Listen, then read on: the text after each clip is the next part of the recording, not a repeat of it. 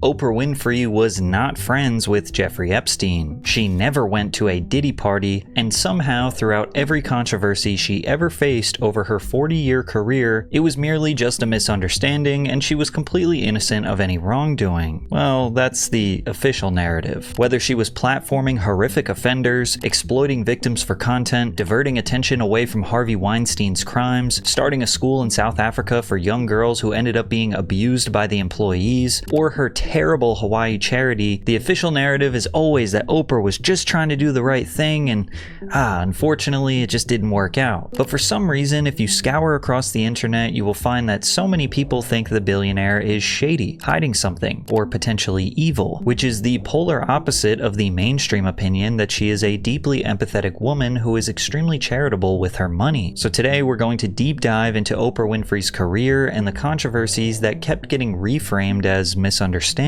because at a certain point, the pattern becomes impossible to ignore. Oprah became both the youngest person and the first black woman to anchor the news at Nashville's WTVF TV at age 19. By 1984, she relocated to Chicago to host WLS TV's morning program, AM Chicago. And this was around the time that the industry started to realize the potential Oprah had. AM Chicago became the city's #1 daytime talk show within a month, surpassing broadcasting legends like Donahue. You mean me? She's fun, she's hip, she's really got her style. Say that a little louder, please. Less than a year later, AM Chicago expanded to a full hour and was rebranded as The Oprah Winfrey Show, which entered national syndication in 1986 and became television's highest-rated talk show. Oprah knew how to excite a crowd or those watching at home, but she could also calm down and talk deeply and intimately about serious topics. She'd embrace the guest with her warm energy and give them her full undivided attention, like her interview with Connie Francis where she discussed surviving sexual assault. Everybody who has ever had to face it, and that's why it's so good that you're on here, because you think, I have problems? My goodness. Because you are such a superstar and have survived such traumatic things in your lives, if you could do it, then people feel like they can too. But beyond celebrities, Oprah would interview ordinary people about issues that were not widely discussed on television. One particular episode revolved around normal couples who struggled with infertility problems. Some other similar topics were women who snoop on their husbands, the complicated dynamics between mothers and daughters, and even women who were involved in the usage or distribution of cocaine. Oprah's style of discussion felt natural and honest. Millions of viewers at home could relate to these testimonies, watching people on television describe experiences that they had gone through themselves. However, not everyone was exactly celebrating Oprah's newfound popularity. This article from 1988 is technically complimenting her, but it reads like they are insulting her. Few would have bet on Oprah Winfrey's swift rise to host of the most popular talk show on TV. In a field dominated by white males, she is a black woman of ample bulk, usually over 190 pounds, though she has lost 24 of them since starting a medically supervised all-liquid diet 3 weeks ago. What she lacks in journalistic toughness, however, she makes up in plain-spoken curiosity, robust humor, and above all, empathy. But before we dive deeper, hear me out for a second. You're eating French fries at the beach and you want to take a quick dip in the ocean, so you put a seagull on watch. That's not security, that's catering for the seagull. There's a reason you wouldn't trust a seagull with your fries, just like there's a reason you wouldn't trust your insurance company with your case. Morgan & Morgan has a proven track record of fighting for the people for over 35 years. With over $30 billion recovered for their clients, Morgan & Morgan knows a thing or two about fighting to get you the compensation you deserve. Hiring Morgan & Morgan is like hiring an army to go into battle. They've got more than 1,000 lawyers and 100 offices nationwide. If you're injured by someone else's negligence, you deserve to be paid. Not all law firms are the same. Hire the wrong one and you may be beat before you even start. If you're ever injured, you can check out Morgan & Morgan. Their fee is free unless they win. For more information, you can go to forthepeople.com/Patrick.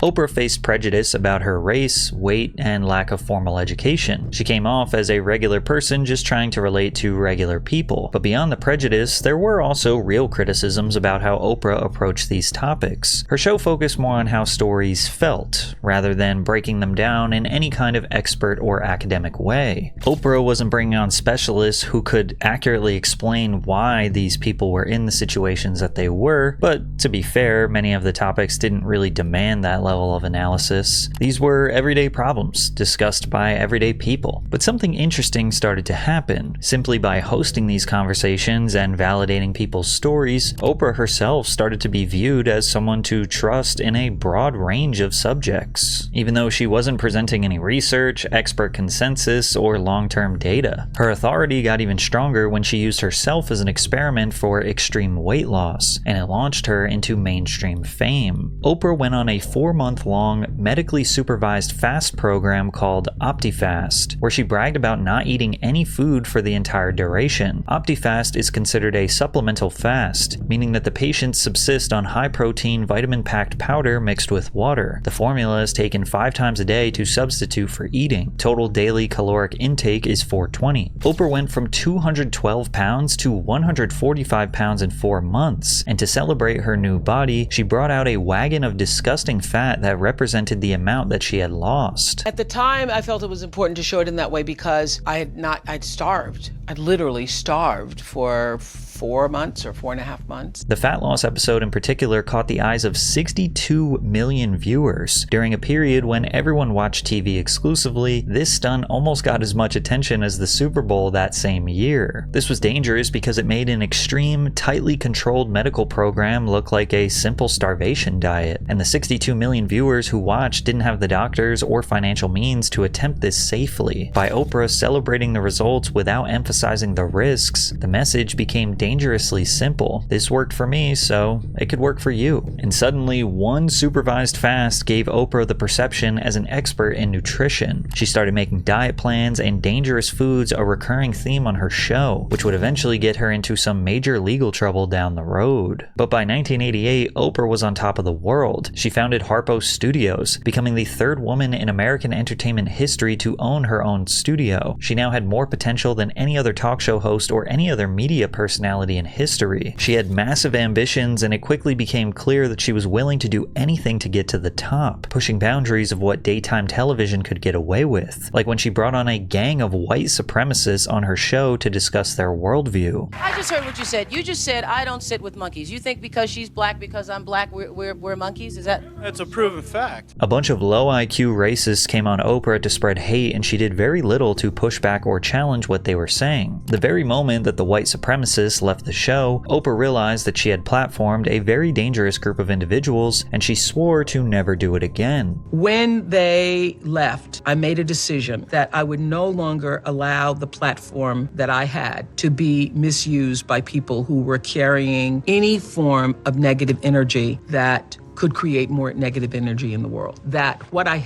thought I had been doing was allowing people to see how violent, how abusive, how not smart they were, that I was actually doing the opposite. But this wasn't exactly the truth. Oprah continued to platform people with dangerous ideologies, and things got dark quickly. Winfrey slowly stepped away from logical, ordinary discussions and entertained more sensationalism. One of her most successful series was about a phenomenon called the Satanic Panic. It was a wave of moral panic that swept across the nation as many Americans believed that secret satanic cults were abusing children, performing rituals, and infiltrating schools, daycares, and communities. For Oprah, it looked like she saw this as a great opportunity, regularly platforming anyone who made claims of experiencing satanic worship. My next guest was used also in worshiping the devil, participated in human sacrifice rituals, cannibalism. What kinds of things went on in the family? Babies would be sacrificed, and you would have to, Whose babies? There were people who bred babies in our family. Despite lacking verifiable evidence, Stories about supernatural or dark spirits kept viewers glued to the screen. The country's strong Christian values at the time helped fuel the hysteria, and the satanic panic became the modern version of the Salem witch trials. Some pastors even believed threats came from movies and video games. Heavy metal and hard rock bands like Iron Maiden, Def Leppard, and Judas Priest were accused of pushing Satanism through their lyrics and dark imagery. In 1989, Michelle Smith, co-author of Michelle Remembers, appeared on the Oprah Winfrey Show alongside Laurel Rose Wilson,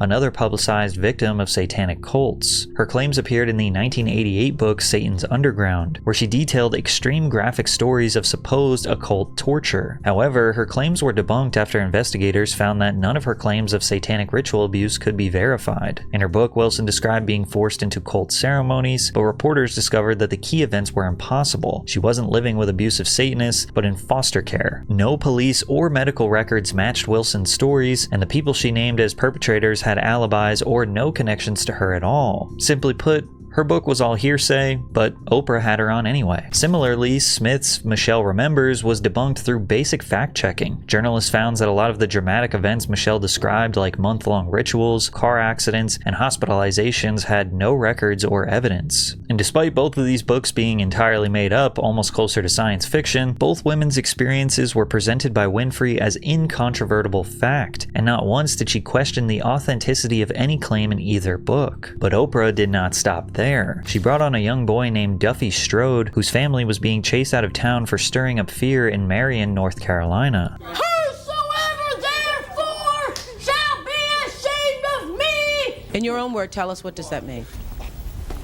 It means just what it says. While it might have made for engaging television, there was something seriously wrong about putting a very young child on stage to defend his beliefs to a crowd of angry spectators. It's pretty clear this young boy doesn't fully understand what's going on. He almost seems kind of hypnotized. And remember, this is pre-social media. It's not like the boy was already amplifying his voice and getting millions of views on everyone's phones around the world. Oprah gave them a national platform, and she presented herself as the voice of reason, but also refused to keep her audience calm and under control. She knew the chaos made for great TV. And yes, people were critical of Oprah at the time, but it didn't matter. She owned the show, she was the boss, and as long as the network was making money, they didn't care. By the early 90s, a genre now called trash TV was emerging. The media started moving towards more sensational stories or controversial topics with shows like The Jerry Springer Show, The Jenny Jones Show, and Maury. Hosts would bring on random people with unknown backgrounds to share their issues, like unwanted pregnancies, stolen inheritance, or damaged property. The goal always seemed to make the situation so emotionally explosive that the guests and audience members would literally start fighting each other. And I'd be lying if I said this wasn't entertaining. But the key difference was that these shows were unapologetically chaotic. The spectacle was the point, and everyone involved understood that going in. Oprah was supposed to be facilitating meaningful discussions, but she tried to balance that fine line between sensationalism and legitimate topics, and she honestly did a great job at it. In 1990, she interviewed a murderer and bank robber in prison who had multiple personality disorder. In 1991, she brought on mothers and stepmothers to argue over who deserves what authority in the child's life. My first guest, Patty, calls her kids stepmom, the bitch.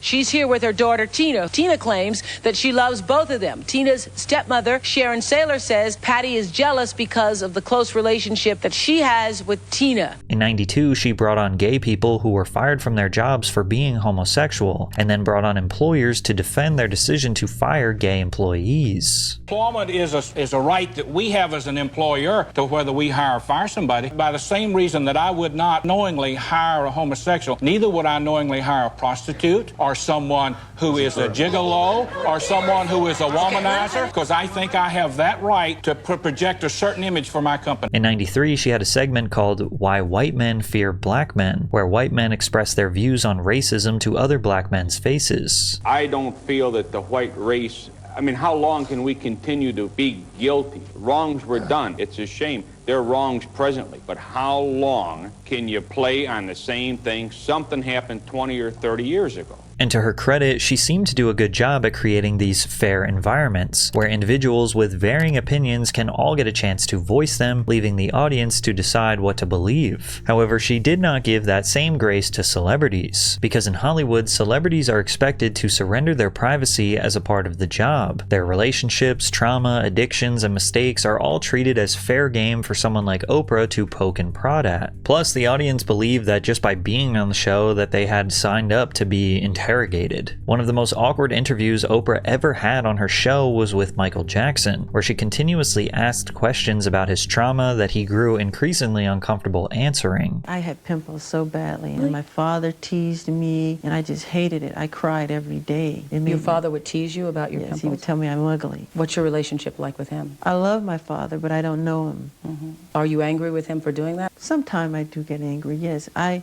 don't know him the way I'd like to know him. But this was Michael's first televised interview in 14 years, so she was not going to miss out on her opportunity. So he would tease you, make fun of you? Yes. Did he ever beat you? Yes. And why would he beat you? I guess maybe, I don't know if I was his golden child or whatever it was. He was very strict, very hard, and just a look would scare you. Were you scared of him? Very. There's been times when he'd come to see me and I would get sick. Really? I'd start to regurgitate. Oprah went question by question, bringing up every ridiculous rumor that was ever spread about him, from the allegations that he had bleached his skin, to plastic surgery, to his sexuality and his history with relationships. Have you ever been in love? Yeah.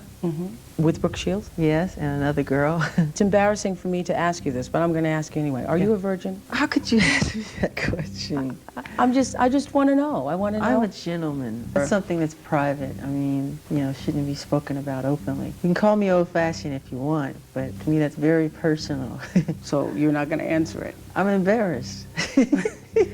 So you're not going to answer it. Oprah's a rude person. She really thinks she's entitled to get an answer. Michael responds with class. She didn't deserve it. Oprah has no boundaries. Asking celebrities unrehearsed questions put her in total control. The famous guests knew that if they reacted normally and pushed back, Oprah's massive audience might turn against them and ruin their reputation. And because of this, every visit to the Oprah Winfrey show was a bit of a gamble. They know talking with Oprah would be a big promotional tool for their career, but they could easily be caught in a trap where they might be forced to reveal personal secrets. Like when Oprah interviewed Broadway legend Nathan Lane and asked about his sexual orientation, but luckily Robin Williams saved him. Taking that role and being like typecast and people forever saying, are you not, is he, honey, I don't know.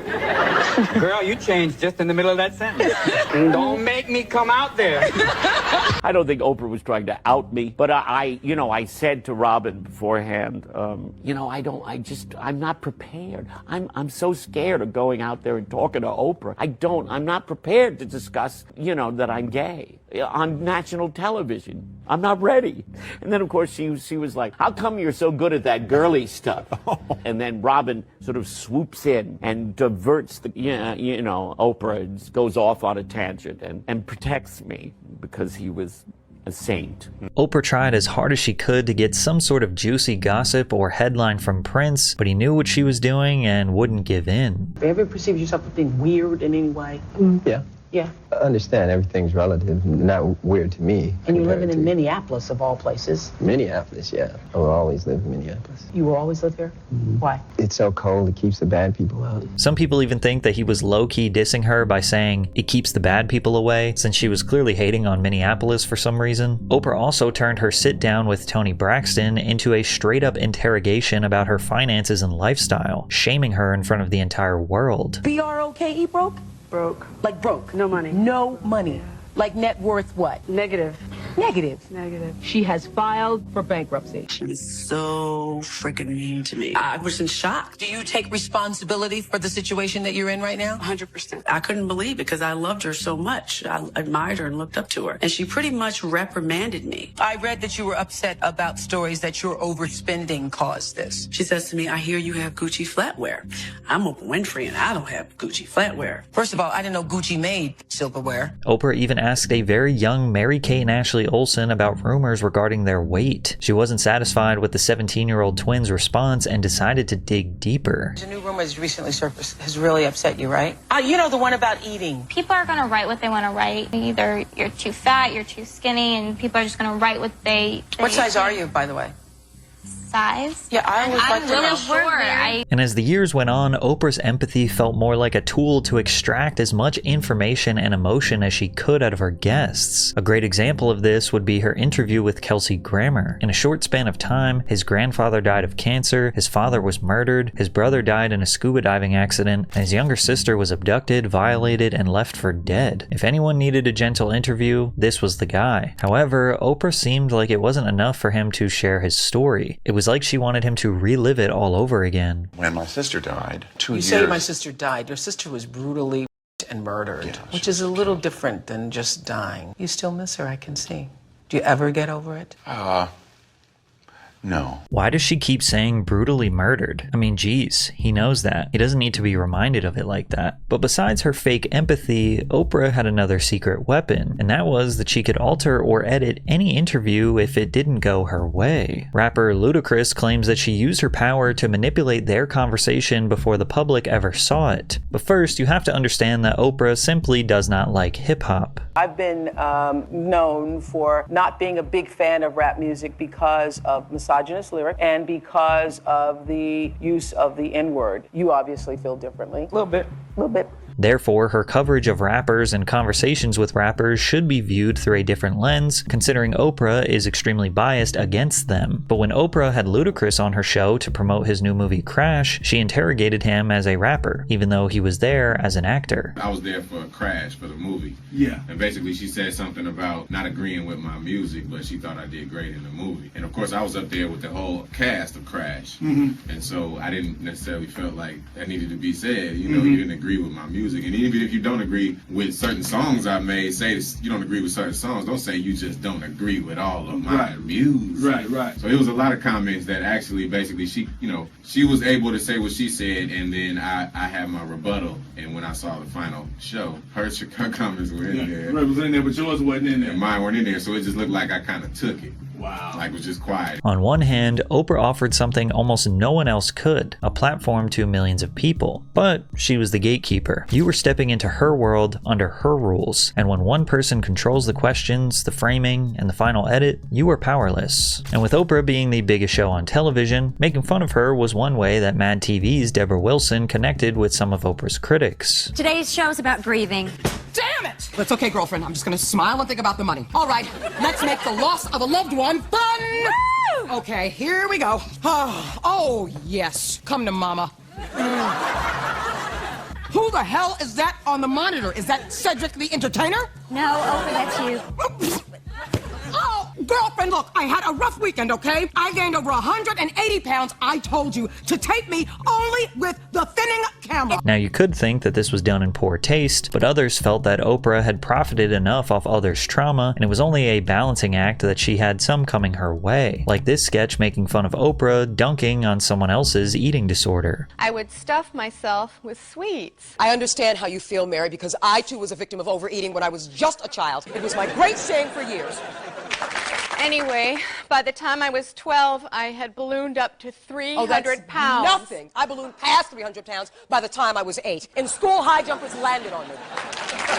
Okay, getting back to me, I started to diet like a fanatic. I tried every diet in the book. Oh, yeah? Well, I tried every diet there was. Water, fruit, no carbohydrates. And I still kept gaining. Finally, I had my mouth welded shut. Despite Mad TV pointing out the negative aspects of Oprah's authority, her ratings were through the roof. Her show drew 12 to 13 million viewers on an average weekday, so of course she wasn't going to change. In fact, she was doubling down, because she was arguably the most powerful person in television. In 1996, Winfrey began Oprah's Book Club, an on-air club designed to get the country excited about reading. After she would promote a book, they would start selling millions of copies. In 1997, she launched Oprah's Angel Network, a charity that raised more than $80 million from her viewers around the world. Winfrey also co-founded Oxygen Media LLC with Geraldine Laybourne, someone whose name was on Jeffrey Epstein's private jet log. Oxygen was a lifestyle and entertainment programming oriented towards women. And in '98, The Onion published a piece that exaggerated Oprah's influence to an absurd degree, but only because so many people already recognized the pattern. They took fake quotes from Oprah fans that said, "What book books should I read? What low-fat lemon bread recipes should I use? What made-for-TV movies should I watch to give me a sense of empowerment? Asked Pamela Kolb. In these complex times, it can be frightening to have to go 3 weeks without any guidance from a television personality, but we must remain true to Oprah's vision. Our duty is to stay focused and on full alert until new orders are issued. But this doesn't really feel like an exaggeration. Oprah had a cult-like fan base of middle-aged moms all across the world, and because of that, she needed more content to supply her growing demand of emotional shock daytime TV. Her production company was looking to introduce another half self-help, half shock value show, kind of the classier cousin to Maury or Jerry Springer, and the perfect man for that was TV psychologist Dr. Phil. In the late 90s, Oprah was facing a massive lawsuit brought on by the Texas Beef Group. They started building a case after Oprah Winfrey aired an episode on her show called Dangerous Foods. She invited Howard Lyman, a cattle rancher turned vegetarian, onto her show to discuss controversial practices within the beef industry, including a process now banned in the US called rendering, which involves turning cow organs into feed for other cattle. She said because of this conversation, she would not eat another hamburger, and she had the type of influence where millions of people would just blindly listen to whatever she said. Beef prices went spiraling down after the episode, reaching a 10-year low, and the American beef industry felt that she defamed the entire industry. In the middle of her courtroom battle with Texas cattlemen, Oprah turned to Phil McGraw's trial consulting firm, Courtroom Sciences Inc. With the help of Phil, Oprah won the case and came out on top. I just want to thank everybody who supported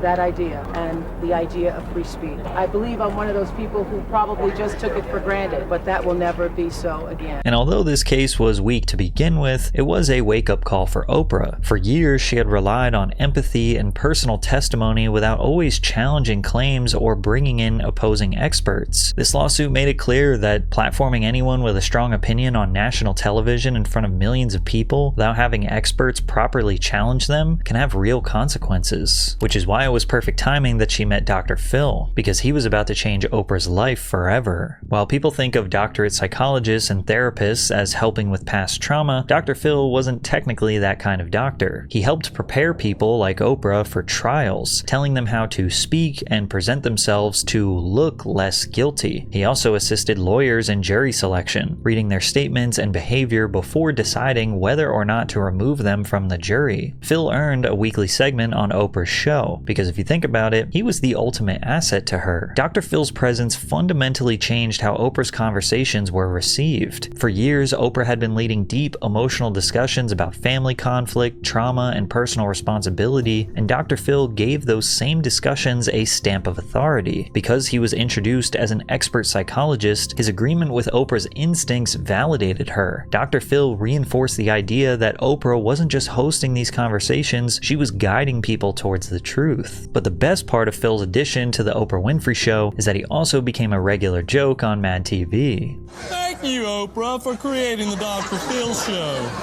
For without it, I would truly be somewhere in Texas, sitting in a trailer, drinking excessively, and touching my private parts while watching Mexican soap operas. You're welcome. However, actual therapists became really concerned when McGraw's popularity led to Oprah's production company creating his very own syndicated talk show, Dr. Phil, where people with deep personal or family problems came on stage to discuss their situation in front of a live audience. When his show aired in 2002, it had the biggest debut ratings of any new talk show since Oprah Winfrey in 1986, and it would remain in the top 2 daytime talk shows for more than a decade, meaning Oprah now owned the 2 biggest daytime talk shows in the world, and at the same time she officially became a self-made billionaire. And despite the show's popularity, Phil McGraw has long been the most controversial mental health expert on TV. Professionals have criticized Dr. Phil's style of advice, describing it as overly simplistic, sometimes harmful, and not a substitute for licensed therapy. To make matters worse, Phil might have earned a PhD in clinical psychology, but he is no longer a licensed clinical psychologist and hasn't hasn't been since 2006. He stopped renewing his license after his TV career started to take off, but he didn't stop giving what appeared to be professional advice. After the show's peak, multiple former and current staffers alleged that the workplace fostered verbal abuse, fear, intimidation, and racism, and some claimed that guests were manipulated or treated unethically. The situation didn't get any better when it came to Phil's reputation for handling troubled adolescents. He has faced several allegations after referring children struggling with behavioral issues to Turnabout Ranch, a Utah-based residential treatment program. The facility has long faced allegations of sexual, physical, and psychological abuse. One former Dr. Phil guest filed a lawsuit claiming that age 17, she was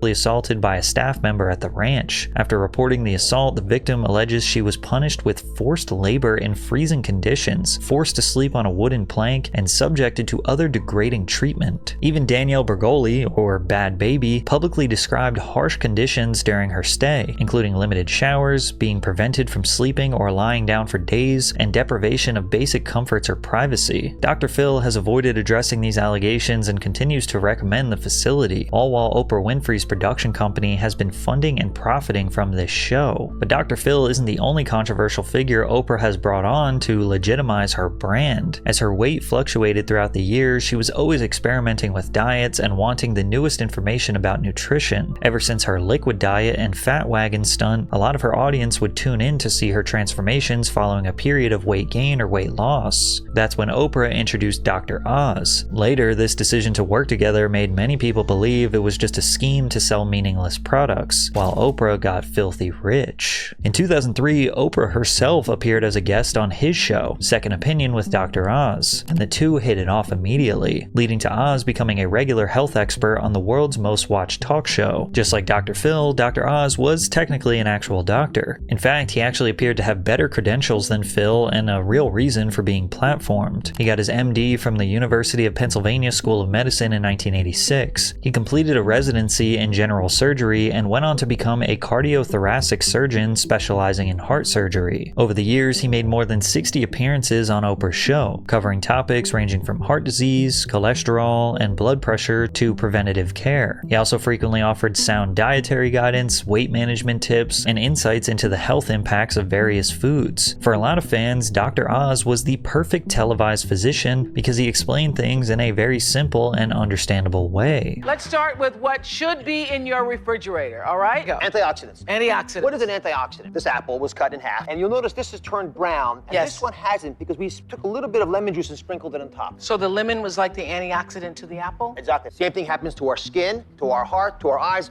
all of our bodies. Oprah presented Oz to her multi-million member audience as a miracle healer, capable of saving lives with his wealth of knowledge and love of fitness. Okay, Dr. Oz, turn around here. On that wall, these are just some of the people who told us that something they heard you say on the show saved their lives. And a few of those grateful viewers wanted to be here today. So come on out, Catherine, Sandra, Brad, Karen, Oh my and Shay. goodness.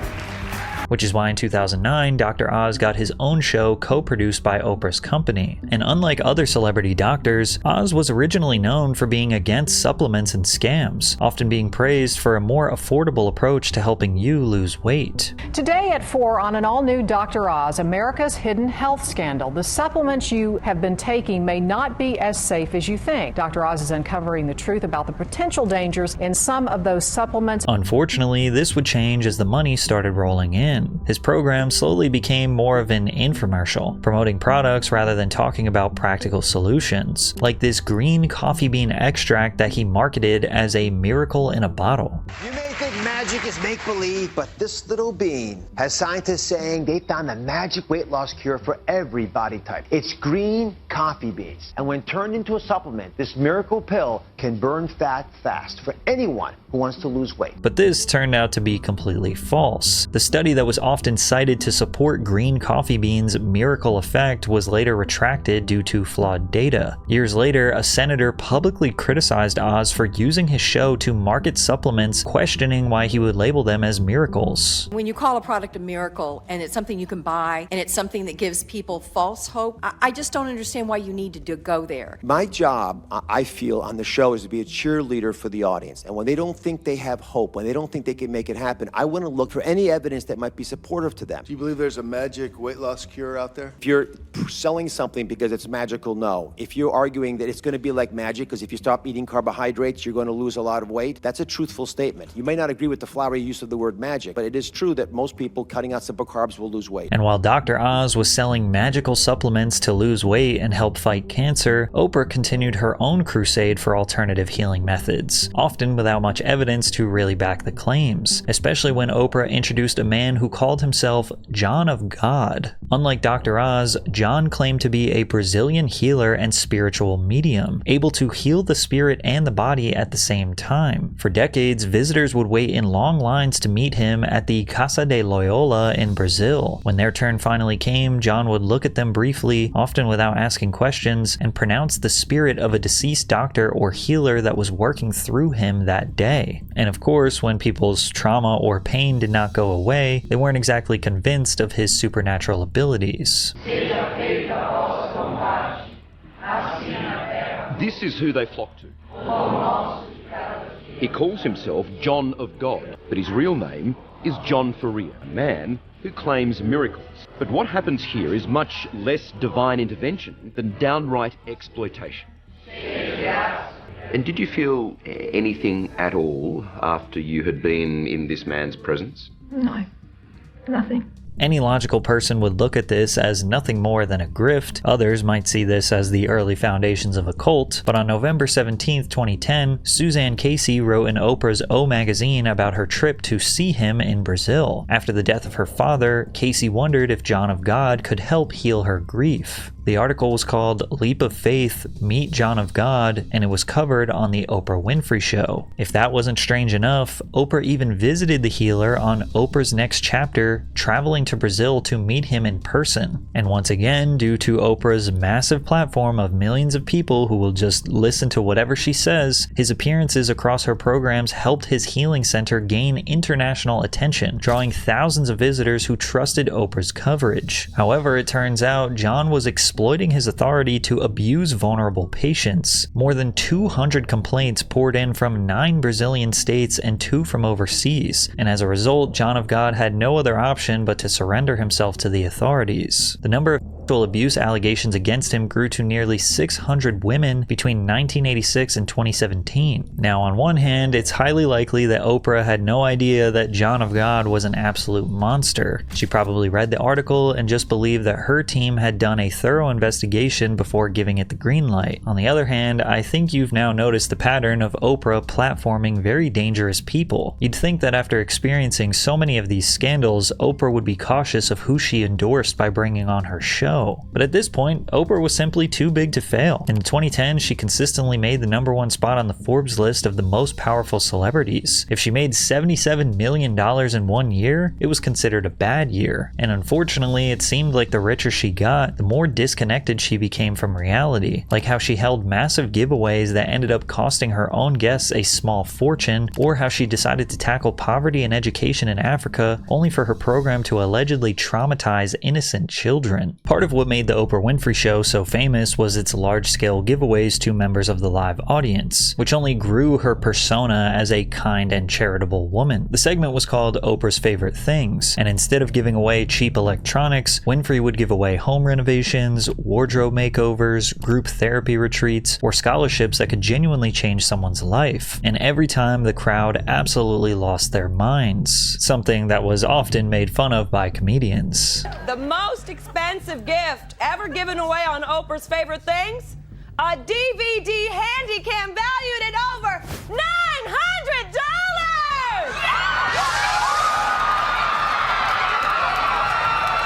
Everybody here gets humpback whales! You get a humpback whale, and you get a humpback whale! But in typical Oprah fashion, to keep ratings up, she kept making them bigger and bigger, eventually giving every single person in the audience a brand new car. All right, open your boxes. Open your boxes. 1, 2, 3. You get a car! You get a car!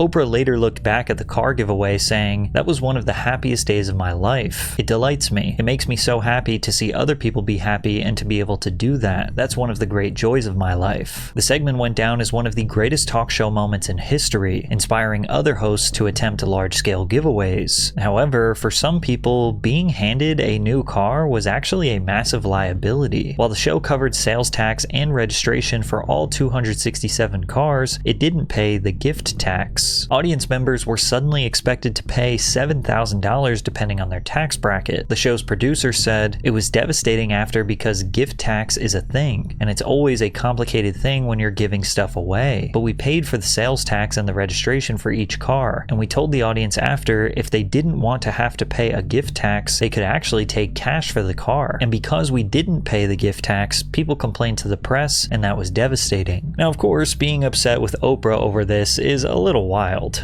It's a generous gift, and it's even more generous to give people the alternative of just receiving cash. But it was showing a pattern that Oprah was sort of detached from regular people. She didn't appear to understand that just throwing money around doesn't solve problems. In fact, it can actually create more problems. She had to learn this the hard way when she started a school in South Africa, but things got so much darker than she ever could have imagined. Earlier in her career, Oprah met with South African President Nelson Mandela to discuss strategies for addressing poverty.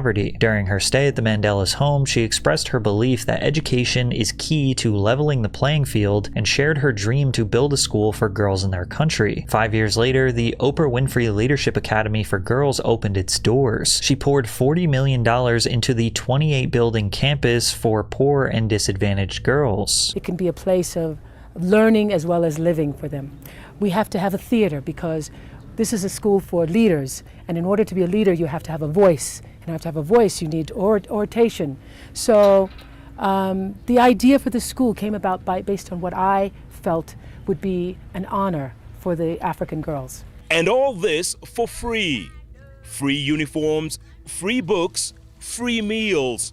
Everything is free at Oprah's school. Initially, she was criticized for being too extravagant. Critics questioned whether high thread count sheets in the dormitories, a beauty salon, 2 theaters, and a dedicated yoga studio were necessary for an institution serving girls from impoverished communities. However, horrific allegations between 2007 and 2010 made the situation far more serious. A dormitory employee, Virginia Macapo, was arrested on charges including assault, indecent assault, and soliciting underage girls to perform indecent acts. At least 7 victims came forward, and Winfrey was shook to her core about these horrifying statements. She flew down to South Africa immediately. Winfrey, who called herself Mama Bear, praised the girls who reported the abuse. As often is the case, child abuse happens right within the confines of the people you know. I personally spoke to all the girls and encouraged them to come forward over the abuse claims. The girls are receiving counseling. I told the girls that we are going to clean out the school. There is still a lot of potential there, but Oprah may have overcorrected the problem and made the school even worse. After firing a ton of staff and implementing new rules, one parent described the school as now isolating its pupils from society, while others described it more like an abduction, where they sometimes couldn't even see their children. According to some of these parents, the school seemed like a detention camp. Witnesses stated, "We had only 2 hours to see my child. Surely this isn't a prison or an institution. The poor children are not even allowed to have any treats. Their diet is fruit, yogurt, and sandwiches." The previous week, there was a meeting for parents and guardians with the staff, and these issues were not brought up. Once again, Oprah, on her pursuit to make herself look better and extremely charitable, she completely misses the mark of what these mothers actually want. And it's ironic that she called herself Mama Bear to these girls when she really knows nothing about motherhood. She once said, "When people were pressuring me to get married and have children, I knew I was not going to be a person that ever regretted not having them, because I feel like I am a mother to the world's children." Now, being a symbolic parent is not the same as being responsible for a child's day-to-day safety and emotional well-being. Oprah viewed her school as protection and opportunity, and actual mothers viewed it as isolation and control, something that Oprah would have seen if she was an actual parent with a child of her own. Oprah later acknowledged that she might have underestimated underestimated the psychological impact of a strict boarding school. I have made several mistakes, and one of them was being overprotective of the girls, which has led to an impression that the school is isolating them from society. But again, this isn't really an apology. She's just being overprotective because she cares so much. But things were about to get so much worse. The alleged assailant, Virginia McApoe, was formally acquitted of all 14 charges. The magistrate ruled that the testimony from the alleged victims was contradictory and lacked corroboration. McApoe declined to say whether she would forgive Winfrey and the staff of the academy. Oprah responded, "I am profoundly disappointed at the outcome of the trial. I will forever be proud of the 9 girls who testified with the courage and conviction to be heard. There was no justice for the young girls who were assaulted at Oprah's school." Now, if you do a little bit of searching beyond the mainstream news, you will find countless accusations that there are missing children from Oprah's South African school. People have long been trying to connect Oprah's school with Jeffrey Epstein. However, there are no reports of missing children, nor are there any records of her visiting his island. However, her former business partner, Geraldine Laybourne, that they co-founded Oxygen Media together, was found on Epstein's private jet log. And you'll notice that Oprah always has this at the scene of the crime nature to her. She was friendly with Harvey Weinstein, Bill Cosby, Diddy, had a school in South Africa where young children were assaulted, plus all of these controversies that we have mentioned before, yet she always came out squeaky clean. It was always just a misunderstanding, and she was just too empathetic or too overprotective and just wanted to do the right thing. Now, a more simple explanation is that this pattern has more to do with her proximity to power. When you're one of the most famous and influential people in the world, the circle you move in is overwhelmingly made up of other wealthy, powerful figures. Being photographed with or professionally connected to people like Harvey Weinstein, Bill Cosby, or Diddy may simply reflect the reality of Hollywood and billionaire class networking, which is why Oprah had to set the record straight that she never went to a Diddy party.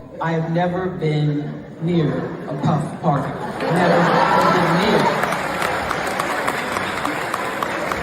And anybody who knows me knows if there is a party, I'm the first one out. Right. I'm the first one out.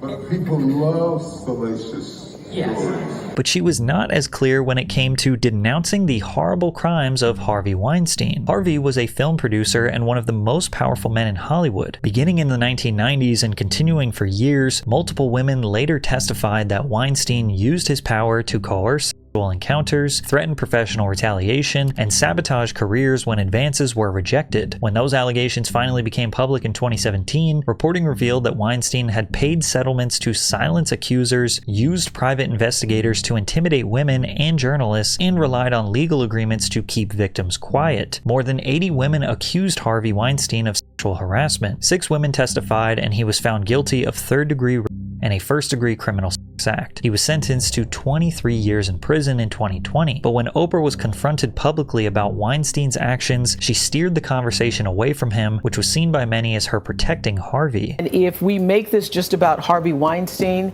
then we will have lost this moment. I think this is a moment where no matter what business you work in, there have been women who not only had the disease to please, that's a part of it, but who felt that in order to keep my job, in order to keep my position, in order to keep moving forward, I've got to smile, I've got to look the other way, I got to pretend he didn't say that, I got to pretend he didn't touch me. I think those days are about to be over. Stop pretending you didn't know. You all knew. World. Harvey looks guilty. Oprah. Let's focus on the late Michael Jackson instead. Oprah Winfrey had spent decades positioning herself as someone unafraid to ask hard questions, even when they made guests uncomfortable. So when the questions finally pointed back at her circle, her response looked strategic. She was close enough to Weinstein that she was photographed kissing him on the cheek. Are we really to believe that she had no idea what he was doing to obtain that power? Maybe he gave her some tips and tricks of the trade. Oprah has slowly become another corrupt American billionaire in the eyes of the public. The empathy that once made her famous has started to come into question. It seems like every time Oprah Winfrey tries to share her money and power with the public, a story will follow exposing her as an opportunist, cosplaying as empathetic just to get everything she ever wanted. especially when it came to her response to the natural disaster in Maui, Hawaii. Instead of looking like a generous helping hand, the public only saw her as a corrupt landlord trying to protect her massive empire of stolen land. Oprah's connection to Hawaii began when her longtime trainer turned property manager, Bob Green, suggested she consider buying land there. Bob had been visiting a particular area of Hawaii for 15 years, drawn to its weather, mountains, and ocean views. While searching for the perfect spot, he eventually found it in a remote, upcountry region where most homes sit along moss-covered hillsides overlooking the sea. Bob encouraged Oprah to check out the nearby property that had gone up for sale, and Oprah was quick to frame her purchase as another act of generosity. Referring to Bob, Oprah said he was worried that some developer might swoop up the land and build condos. So instead, Oprah decided to buy it and build up her own private estate. Over the years, Oprah continued to buy massive plots of land all over Maui, and now she owns over 1,000 acres that she more or less keeps for herself. Now, Oprah has received praise for employing native Hawaiians and preserving wildlife, but there was definitely a fair amount of criticism coming from people about how she chose to do it. And that only got worse when the Maui fire became a national tragedy. On August 8th, 2023, a series of devastating wildfires swept across Maui, including Lahaina Upcountry and Kula, becoming the deadliest U.S. wildfire in over a century. Lahaina was impacted the hardest. Dry vegetation, powerful hurricane winds, and downed power and communication lines made the fire spread incredibly fast and made it almost impossible for people to evacuate safely. More than 2,200 buildings were damaged or destroyed, and entire neighborhoods were reduced to ash. The confirmed death toll reached over 100 people. After the wildfires, Oprah and Dwayne "The Rock" Johnson launched the People's Fund of Maui, each pledging $5 million to help survivors. Just click where you see below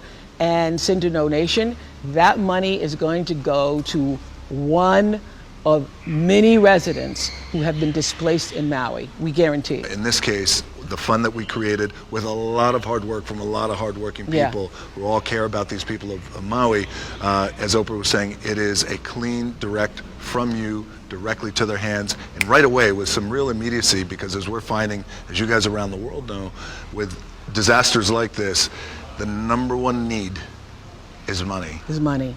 In hand. Now, we can all admit that any amount of money donating to a good cause is a good thing, and we shouldn't shame people for that. And of course, The Rock and Oprah donating $5 million is incredibly generous. But two billionaires giving out the equivalent of pocket change to them, and then asking hardworking Americans to donate instead, just kind of felt a little bit like a slap in the face. In response to the unified hatred, The Rock said, "When we first launched the fund, there was some backlash. I get it and I completely understand, and I could have been better, and next time I will be better," noting it's hard to donate when the person asking you for money already has a lot of money. Ultimately, The Rock was able to get away from the story in a handful of days. He was born and raised in Hawaii, so those people didn't feel as much anger towards him. However, Oprah still hasn't been able to live this down. Winfrey told CBS that she was terrorized and vilified online following the announcement of the fund. "I was so excited about it, and then I got up the next morning and I saw all of this vitriol, and I was like, whoa, what happened here?" For the millionth time, Oprah was just trying to do the right thing, and she was excited about it. And she didn't understand why people were so mad at her. And because people were so mad, a handful of conspiracy theories began to spread, alleging that she failed to help the innocents from escaping the chaos on the island. One of the most widespread conspiracies was that she had a secret road that she closed off when the fire spread, even though it technically belonged to another ranch. Additionally, after disasters like this, a very specific conspiracy almost always follows, that wildfires are land grab opportunities for the rich. Once an area is devastated, longtime residents are financially ruined, insurance battles drag on, and rebuilding becomes impossible. Property values crash, and that's when the wealthy outsiders quietly swoop in to buy the land at a fraction of its former cost. To people already angry and grieving, it starts to feel less like recovery and more like a reset designed for the rich. What makes people suspicious about Oprah Winfrey isn't a single accusation. It's a pattern of power, being surrounded by countless controversies, yet somehow never being seen as at fault. For decades, Oprah didn't just participate in media, she controlled it. She owned her voice, her distribution, and if you were on her show, she also owned your voice. There was never a gatekeeper she had to answer to, because she was the gatekeeper. If a controversy surfaced, Oprah didn't wait for the narrative to form. She got in front of it, softened it, and reframed it on her own terms. Now, to her credit, she did teach millions of people how to talk about pain, healing, and growth, but that also became her secret weapon. Her own failures didn't result in accountability. They were just life life lessons that she had to go through. Not to mention, she benefited from it every time, platforming countless con artists, a boost in ratings, promoting a dangerous or unproven diet trend, a best-selling book, and more cultural influence. Good friends with Hollywood predators, never asked what she knew about them, and is seen as empathetic for shifting focus on victims. Buys up 1,000 acres in Hawaii, pricing out natives right before a natural disaster, seen as a savior for launching a charity with other people's money. Those victims were just a part of God's plan for Oprah. She was just trying to do the right thing, and her audience believed her every time. And now, she's worth nearly $3 billion. Not because she avoided mistakes, but because she never lost control of the story around them. And like so many people who reach that level of power, we don't need discernible proof that they are bad people. We just can't trust anything that they say. Kind of like Ellen DeGeneres, who was a lovable and kind talk show host for 3 decades, but once she lost control of her narrative, the cracks in her facade began to show. But if you want to hear more about that, check out this video.